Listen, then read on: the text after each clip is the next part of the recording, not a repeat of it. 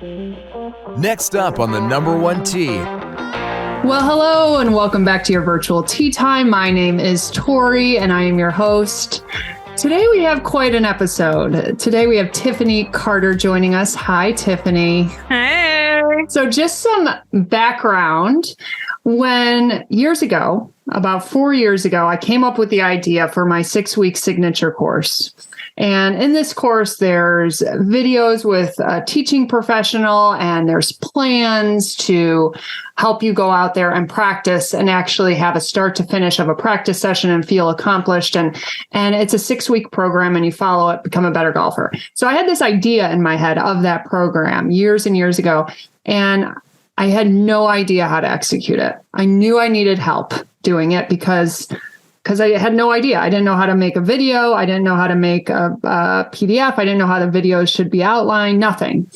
And so that is when Tiffany Carter came along and I hired Tiffany to help me build this business from the ground up, not knowing what was ahead of us. And today she's on my podcast. Go figure. Isn't that crazy how that happens? Life is so wild. And it's wild because too, it just started with that idea. And now it's formed into, the tournaments, retreats, everything. And who would have thought 4 years ago? That is how manifestation works. As some people might hear that word and be like, wow, that sounds like witchy or very like Sedona vibes. They might think that, but it's really like the power of visualization meets action meets energy is manifestation. And that is how your brand is here today and has impacted tens of thousands of people is from that. That's where it started. And even just, I'm thinking for some reason of my avatar when we were going through the questions of who am I talking to? And her name is Francine. She's still Francine. I probably should change her up a little bit because she has evolved a little bit. But from the beginning, my avatar was Francine and we would talk through, okay, what does Francine like to do? And so this whole business was built around Francine and talking to Francine. And that almost seems like we were manifesting that too, for Francine to come to life. I wonder if Francine's listening to this call because she is a real person. I mean, shout out Francine. Francine, we'll know now if she's listening to the pod. So yeah, it does start with that. It does start with speaking something into existence. A lot of times we've done these things in our lives subconsciously, like you've already done it. It might not have been intentional and deliberate, but you've already done it. So not only was Tiffany a business coach and showed me the way from the beginning, she's also a manifestation expert. So I asked her to come on the pod today because I thought, okay, there's got to be a way manifestation can help with our golf game. Let's get a little woo-woo. Let's get a little Sedona-like. Let's see what other avenues we can take to improve our golf game. So Tiffany, what do you have? Where do we start? What is manifestation? Like what is it at its core? Visualizing an outcome that you desire, something that you want to have come into existence in your life, whether it's a relationship, whether it's winning a tournament, whether it's your dream house, whatever it may be. In order for us to bring something into our lives, whether it's tangible, it's an emotion, it's a person, it's an experience, there is a process to it. We have to first dream it. We have to have the desire for it. It has to live there first. And when you combine the desire with the feelings that are attached to it, with igniting all of that with action, you can manifest anything into your life. It's not magic because you do actually have to take action, right? It's not like the action isn't a magic wand and now you're winning tournaments. I mean, we all know that'd be nice, but it really wouldn't be nice though, right? Because what's the reward in it? Yeah. There's no reward because you really didn't do any work for it. I mean, it is nice to, just have a win sometimes without really having to put in much work. Like I do welcome that, but doesn't it feel really good when no, I showed up for myself. Yeah. I was consistent. I showed up. And look I what got the happened. result. No, those are the ones that feel the best by far. So how can let's get right into it. We're going to have 3 ways that manifestation can help with our golf game. And again, I'm thinking of, okay, so some common goals, some common things that golf players that they want for themselves and for their golf game, breaking certain score barriers, whether it's breaking 100, breaking 90, breaking 80, becoming a certain handicap index. So we have women out there that are, maybe in the 20s with a handicap index, but they want to be in the low teens, or they're in the low teens. They want to be a single digit. They want to get on the Valley team. They want to get on a certain interclub team, but they have to perform a certain way in order to do that. They want to play in a tournament. Right now, for me personally, I want to win an individual tournament that's outside the club level. So I want to win an individual state tournament. And I really, truly believe what has stopped me, especially this past year, has been myself. I didn't truly believe I could actually do it. I went all the way. I had a 2-day tournament last summer. I was in the lead. I was tied for the lead going into the last golf hole. So it was 36 holes. Going into the 36th hole, I was tied for the lead. And I remember standing on the tee box thinking, you know what? This is good enough. I didn't think I would make it this far anyways. Like, I can't, I wasn't supposed to win this anyways. And then it is very vulnerable to dream bigger, to want something bigger. It is more familiar and feels more safe to our nervous system to settle for like what you said, like, this is good enough. I'm very proud of making it this far. And then I proceeded to get a triple on that hole, a triple bogey. So a total collapse on the last hole. And my opponent, who I was tied with, got a double. It was there for me to win. And I didn't truly believe it. So I think that this episode will really help me too, moving forward in those competition rounds. So what do you have for us? Well, first of all, we need to remember a couple things. Number one, look at any of the top, PGA players or any sport for that matter. They all have mindset, high performance coaches, not just like swing coaches, right? Yeah. Not just coaches like perfecting their serve or whatever. Mm-hmm. They have mindset coaches because, like you said, that is the difference. You can't out practice or outplay a broken mindset. Mm-hmm. And that's kind of like how I try to outwork out how much I eat. They say like you can't. I love trying to do it. I've been trying to do it for years. And I know better, but like that white cheddar popcorn, man, it just gets me every time. Every time, does Taco Bell seem like a great idea right now? Yes. Does it after 10 minutes after eating it? No. And we still don't learn our lesson. So when they talk about like that performance edge, and this is for like, high level entrepreneurs, I work with CEOs, but like that's the edge. The edge is yourself. The edge is the mental edge. If you're doing all the practicing, there's only so many hours a day. There's only so much you can practice. There's only so many, you guys have more gear, I swear to God, than any sport there is. It's really insane. Like, it's endless. I think you have every piece. Yeah. Like, don't you have like a robotic, don't you have like robotic golf clubs or something weird like that? Like a robotic golf bag that like walks itself around the course? It's a walking cart. So it's a robot that takes my golf clubs around and follows me. I have to wear a pager. But yeah, the gear is endless and we all feed into it. Like whatever makes us a better golfer, bring it on. Like, where do I pay? And that's what happens like with even weight loss, right? Like, there's a supplement or there's a diet tea, because that's easy. And if I'll spend the money on that, but I call the manifestation mindset work, it's like stretching at the gym. I used to, and maybe some of you guys do it too. I would take like the classes. I was a class girl. Okay. Because I like all the group activities. Mm-hmm. And, they do the stretching at the end. I'd bounce. I was like, this doesn't burn calories. I have shit to do. I would leave until I gotta go get some popcorn. Right. Until, mind you, and like I'm a tennis diehard tennis player, which Tori's, if she'll convert me, I'm getting close. And I've now learned you guys convert a lot of us tennis folks. We take in all tennis players that come to golf. We welcome all tennis players with open arms. There's a welcome packet and everything. Tennis not as fun as golf. I'm just going to be honest. It's really not. When I had that mindset, I was like, this is a waste of time. This isn't going to work. I had coaches. I had private tennis coaches. Like I was like, very into it. And they would want me to do certain stretches or like some of the more like tedious kind of physical therapy stuff. Blew all of it off. Yeah.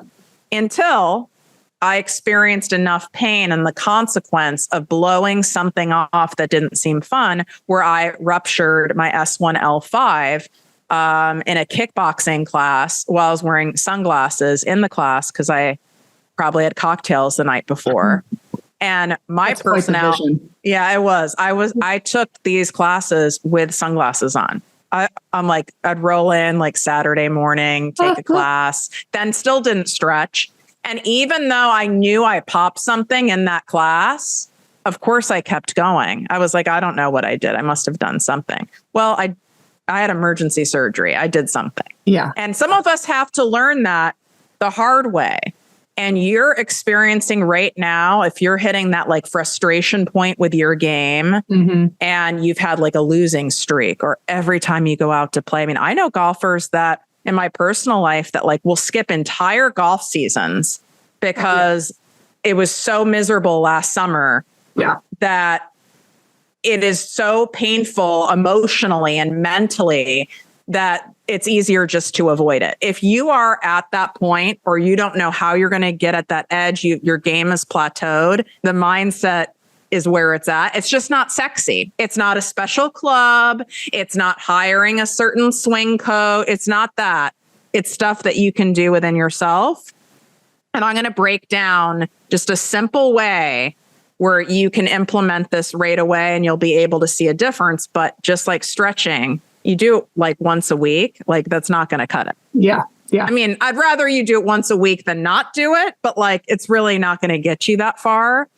And can I go into it? Let's do it. Okay. Let's do it. The first thing is that envisioning process, like allowing yourself, giving yourself permission to actually dream it and want it. Right. So like you were saying, you want to actually like win a tournament that's outside of the club level. It's like giving yourself permission to dream it and believing that, I at least believe, even factually, like it is possible. Believe it's a possibility for you to reach, insert whatever goal. Like get to that point with yourself, not to where it's heavy convincing, but like where you have a grounded acceptance, like, no, it's possible.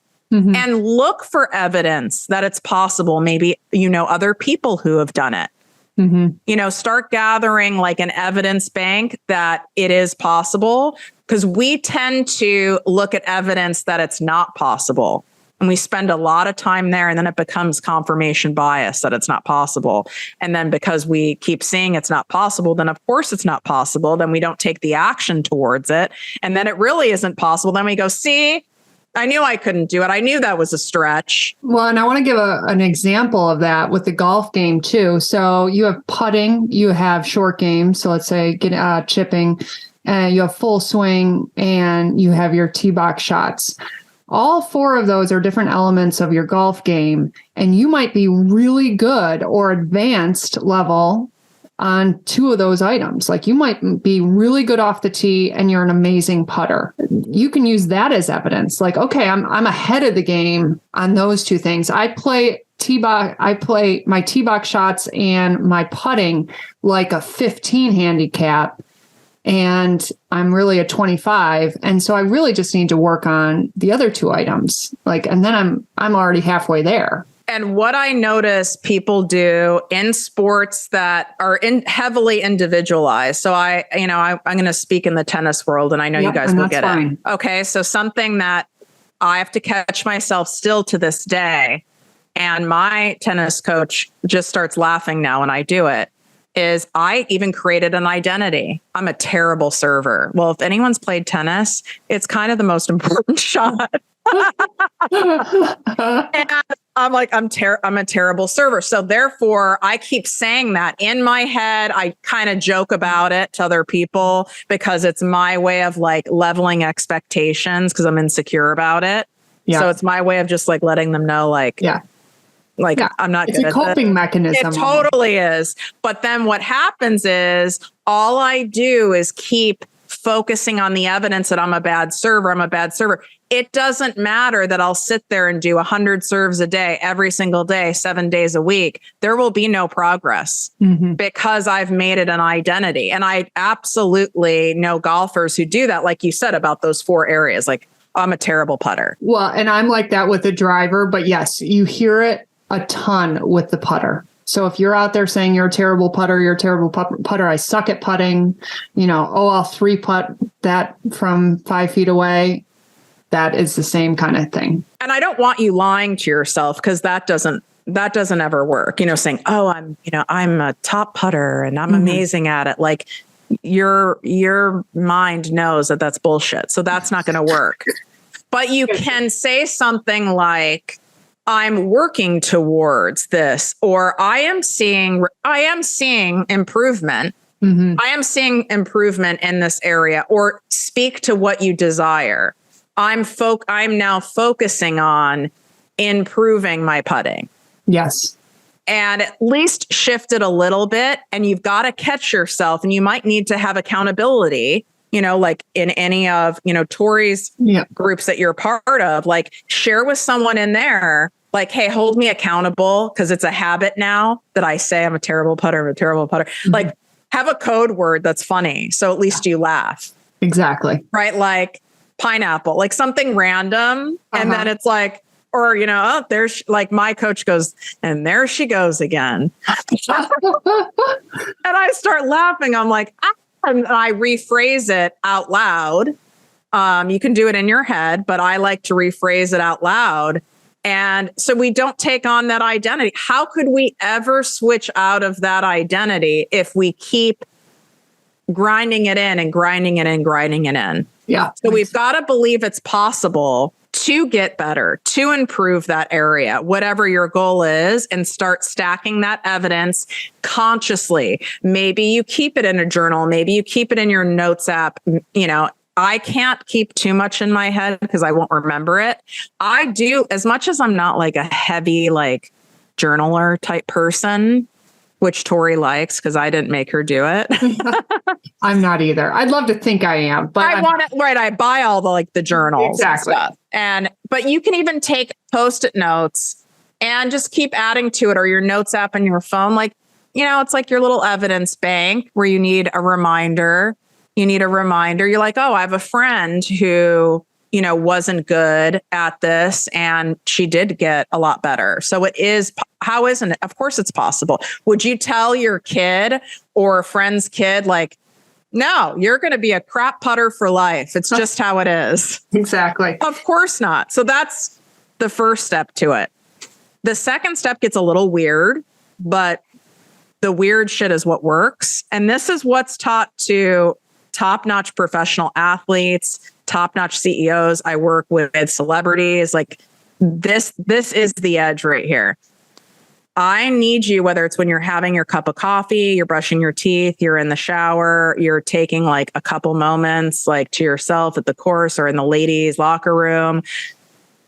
I need you to really sink in and actually take a moment. And I know it's hard for us to do this because we multitask and we do a billion things at once, but like even just pause and take a moment, even if it's for 1 full minute, and picture what that would feel like reaching that goal. Like you're actually envisioning and watching your future self of where you want to be, winning that thing, or even playing very well in that thing. Maybe you didn't win. Maybe that's too far of a stretch for your mind right now. And if it's like a rubber band, if we stretch it too far, it'll snap back. So maybe for you, it's not winning that state tournament. Maybe it's performing really well at it or qualifying for it. You don't have to go to it. Like for what I do a lot of like money mindset stuff. Doesn't have to be like I have $10 million in the bank. Well, like start with one, we can work up to it. But taking that time to visualize it, I know it's going to feel tedious. It's going to feel like stretching, but it's what works. So if you want what you say you want, you're at the point now of whatever you're doing isn't working. So you might as well give this a shot and try something different. The more I sink into really visualizing, like even what I'm wearing when I'm doing it, who I call, who's there cheering me on, even like what club you're using, where you might be at, how the weather is, what it feels like, who's in that crowd, like as detailed as possible. I really want you to picture that. I do something, and I'm going to give Tori the link so you guys can do it. I do something called walking meditations. I'm not going to sit still and like in cross-legged and meditate. It's just never going to happen. Me neither. Plus, how I teach is when we're walking and you're doing a guided meditation while walking, you are releasing your resistance to things because you're moving those cells around in your body. I mean, haven't you noticed that like you get really good ideas when you're like in motion? When I'm working out, by far, best ideas. There's just something that happens with us chemically, and it doesn't mean you have to be running. I mean, how I've designed it is this can happen in less than 5 minutes of you going on a walk, and that's free for you. So I'll make sure Tori gets that in the show notes, and that's going to help you. So even if you did that 3 times a week, and then eventually that's going to kind of train you to do it on your own. You're in line at the grocery store. I mean, you always have a minute, right? It could be while you're driving, you're picturing this. Is there a certain song that would be playing? Is there a song you'd be playing on the way to that tournament? And you might be touching on this in the third step, or maybe this has more to do with even the first or second, but how about being nervous? Because a lot of times what stops us from succeeding in some of these events is that we just get so nervous. It's overpowering. And I know that there's a certain extent of you have to learn how to perform while being nervous. But the nervousness is never really going to go away. But any advice to dealing with those nerves? We get nervous and we get that anxiousness because we have such a grip hold attachment to the outcome. Yeah. We're really gripping that tight, and we have to practice that art of detachment. You can still want to win. You can still want to get the shot. You can still want what you want, but detaching from the outcome looks like, I'm going to do the best that I can. I've prepared for this. I prepared the best I can.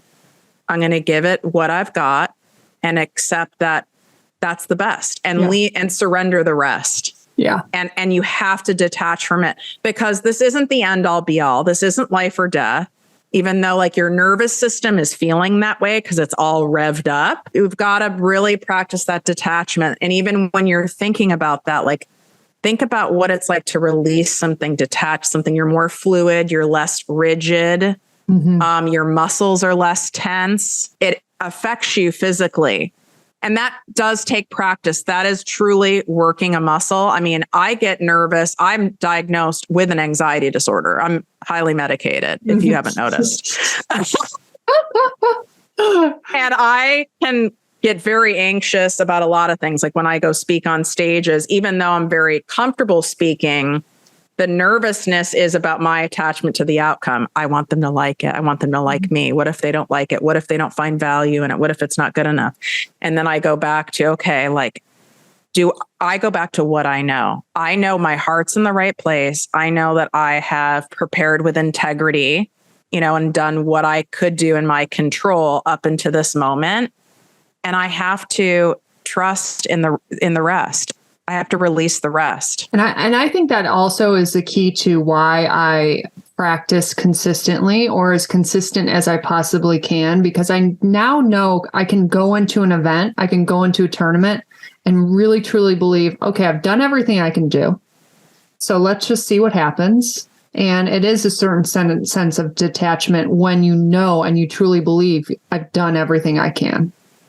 for this tournament, that does mean a little bit more to me. We can really stack a lot of pressure. Like, if I don't get this, and God, then it'll be another, now this will be another time. And I need a break. I need something to work. And if this doesn't work, and we really, really stack it. And how could you possibly be present and be at your best if you're in that state? It's impossible. It really is. It's impossible. People can feel it. There's tons and tons of studies that prove how it affects you physically. I mean, there's a lot of people who get sick before tournaments. They literally make themselves so anxious and nervous that their immune system goes down from the stress, and they get sick. They get sick at that one. Now you have an evidence bank of, I played like crap. I got sick last time. I played like crap this time. And now you keep focusing on that evidence. We have to practice releasing all the past times. That was then, this is now. Just because last time I totally messed up.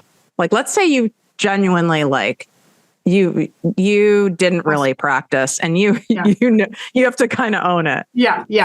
Really that bad. Okay. Yep. We've all been there. Yep. You're like, that was not my best day, and that was horrifying. Yeah.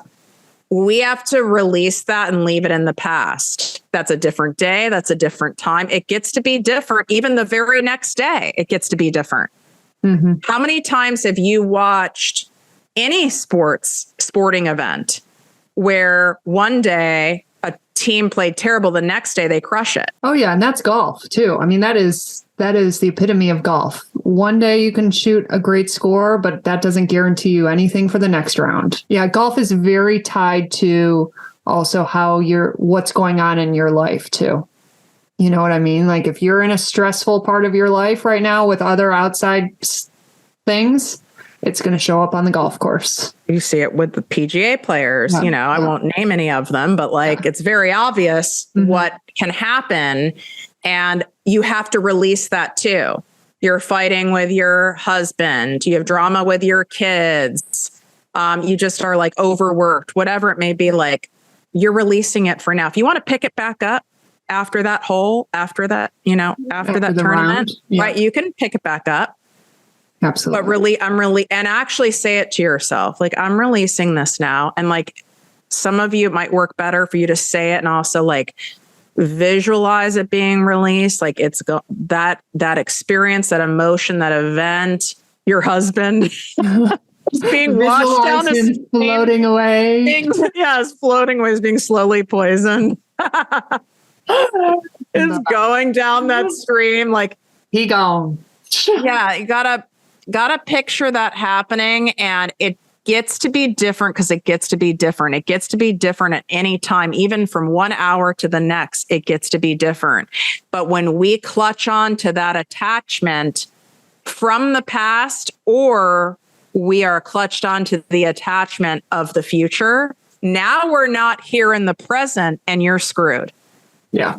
Golf requires you, so does tennis. It requires you to be very present, which is why I feel is one of the therapeutic benefits of doing golf, is because it does require you to be so present. Absolutely. But it's also what makes it so frustrating, yes. I imagine. You have to be present, and it's slow. It's a long round. So, all right, what's the third point you have for us? The third point is, if you want what you say you want, yet you're not taking any real action that's consistent towards it and doing what's in your power to get that outcome, and I'm going to give some examples, then you're sending a signal to the universe, to your higher power, to God, whatever you believe in, and really to your higher self. I don't really want it that bad. In fact, I'm going to be blunt. It's called entitlement. I used to complain about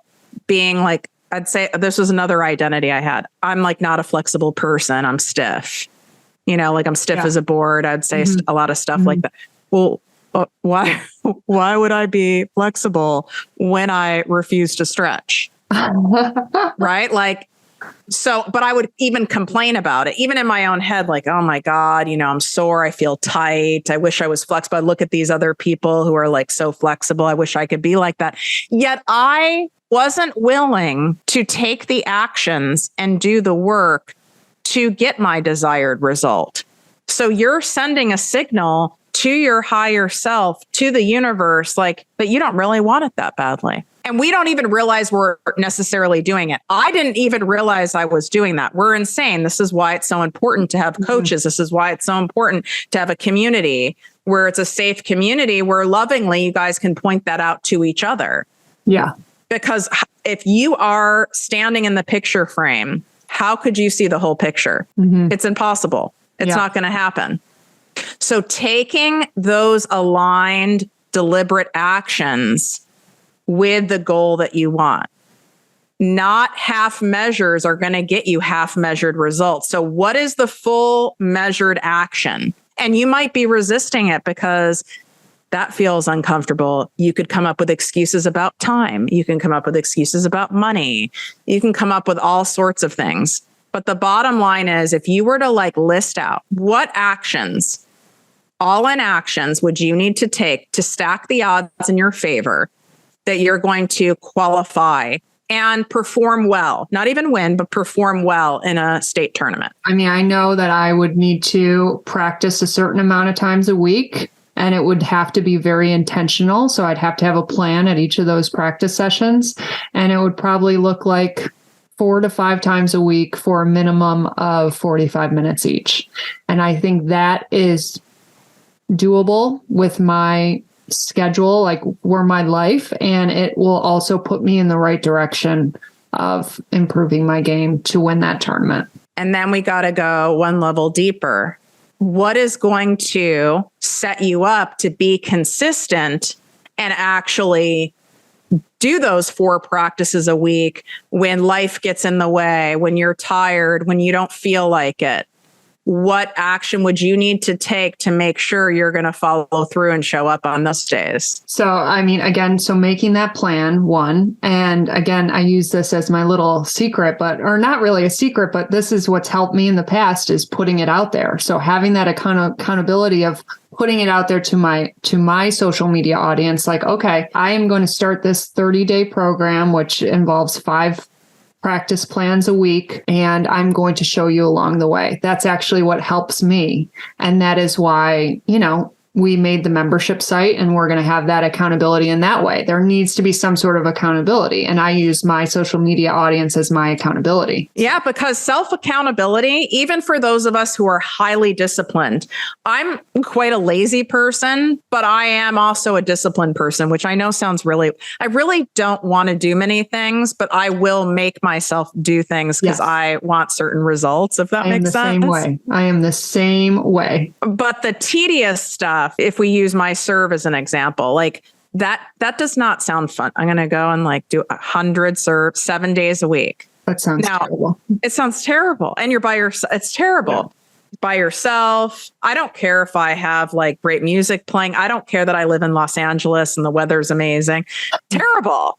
It doesn't matter. So then my next level question is, what would get me to show up and follow through? Because it's a lie to say, I'm going to rely just on myself. Self-reliance, self-will.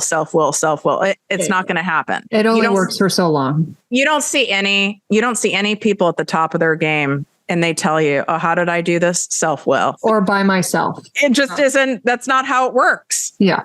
And I would, for me, and everyone's wired differently, I would need a community like you. So like a community of people that are fun, where I'd be accountable, where I wouldn't want to like, lie to you guys and be like, well, I played, but I really, where other people might even say, I don't feel like it, but we're going to go together, or call me after, or text me after, or something like that. Exactly. I might even go a step further. I might need to have a coach there present and spend money that I really don't want to spend, because that's a lot of money, to have someone there every time. But quite frankly, if I want to make sure, absolutely certain, I'm stacking the odds in my favor, I would have to do that. That's me personally. Yeah. I'd have to go that far, because I'm not someone where if I'm paying you $500, $300 for like a private session, unless I'm really sick, I would never blow that off. Yeah. No, absolutely. So you've got to be honest with yourself on a layer deeper that's beyond self-will. What else can I do that will get me to show up when I don't feel like it? Because when we're in that dreaming phase, which is a very important phase of visioning and manifestation, that's really fun. That's like when you're buzzed with your friends and you come up with an invention for something. And then like a year later, it's on Shark Tank and you weren't the one who did it. Like, that's fun, right? To be innovative and the possibilities. And you say yes to traveling the world with your friends and all this stuff. But it's like when it comes down to doing the things that you need to do daily in order to get the thing, that's where we need the support. Mm-hmm. And without doing that part, you're going to just be left with a dream. And I don't think that's why you guys are here. And it's okay to have a dream that is accomplishing your golf goals and doing all the things with golf. I mean, I know I would sense sometimes it might sound silly to explain that to your family or friends that you have this goal of breaking 100 or breaking 90 or becoming a single digit handicap. And maybe sometimes it sounds silly to say out loud, but I don't know. It's brought me a lot of joy in my life to accomplish those goals and to see hard work pay off and to compete and win in certain tournaments. You're allowed. And if it's important to you, it's important. Yeah. Even if no one understands it in your family or even people, which I'm sure some of you have had this happen. I know I have, like, kind of make fun of you for it or pick on you for it. Or you get people that say, oh, must be nice. You're working on your golf game. Must be nice because your sport's, a very luxurious sport. Mm-hmm. So there's people who kind of throw shade at it because they're envious, because they would love to be, maybe doing that. Doesn't matter. It's what makes you feel empowered. It's what makes you feel good. It's what makes you, when you go to lie down at night, you're like, hell yeah, like I at least did my part. Even if your practice session sucked, you showed up. Yeah. It feels really good when you know you're showing up for yourself, especially on the days when you don't feel like it. I had one of those days the other day. I did not feel like it. I was cunty with a K, as I call it. I hated everybody and everything. I didn't even want to chew food. That felt like a lot of work to me. Yeah. I didn't want to chew. Like, I had protein shakes all day. Like I couldn't be bothered to chew. I was in one of those moods, which that is pretty epic. I don't think that those words have ever been spoken. I didn't even probably not. I am, in a position in my life that I created where I don't have to do anything. I've created that. I don't have to.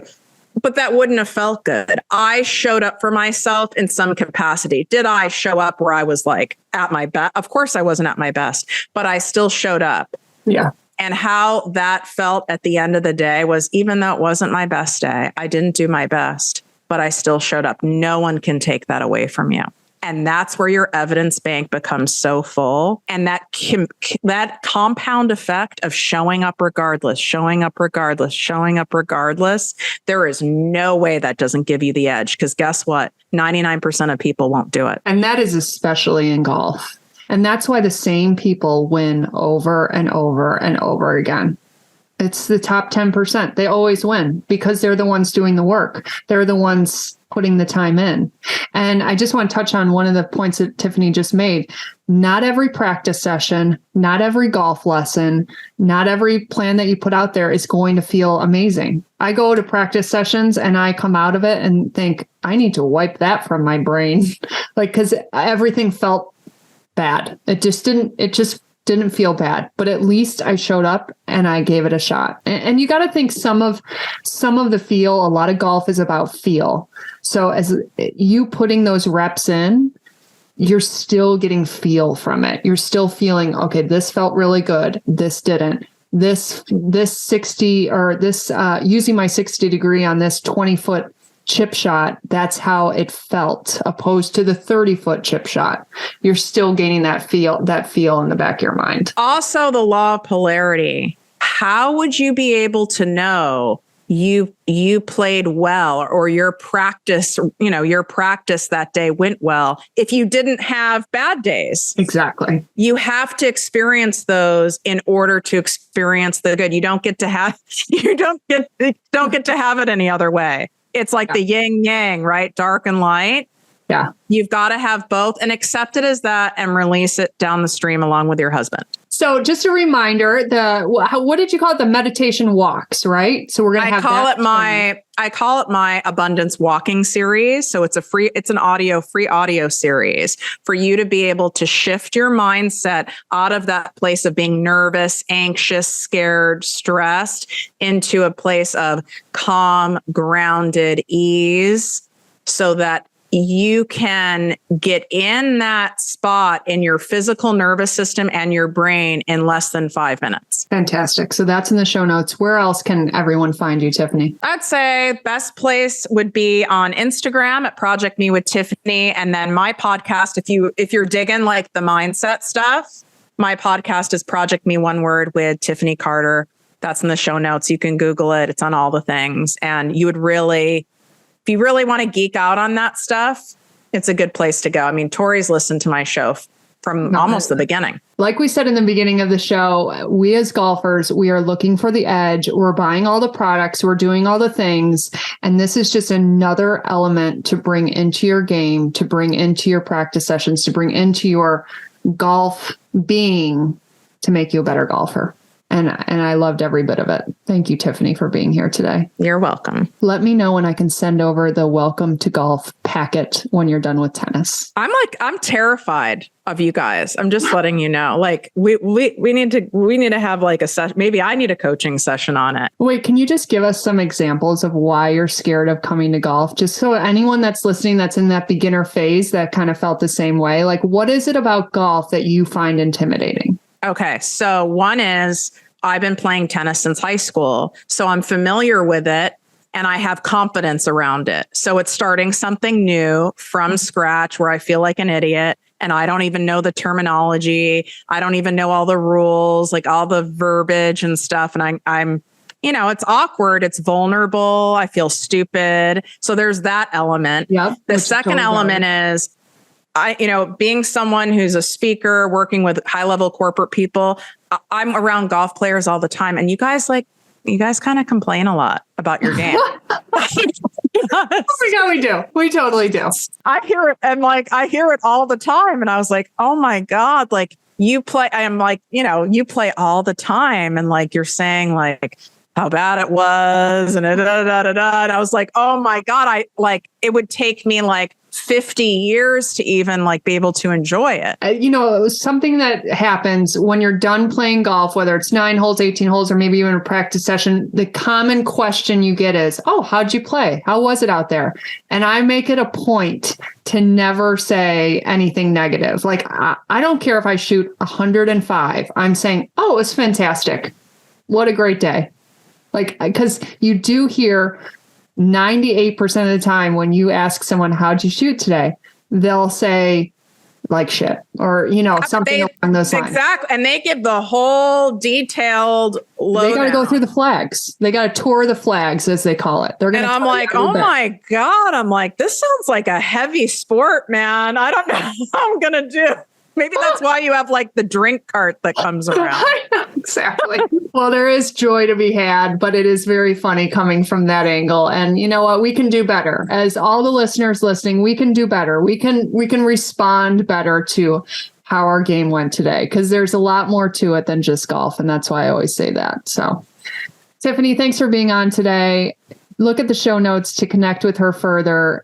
None of this would have happened. This business that we have formed here at Compete Confidence Golf, none of it would have happened if I didn't make the phone call and ask Tiffany, okay, I have a vision. How do I execute it? So thank you for showing me the way, Tiffany. I appreciate you. And I love you to death. Thank you. Love you.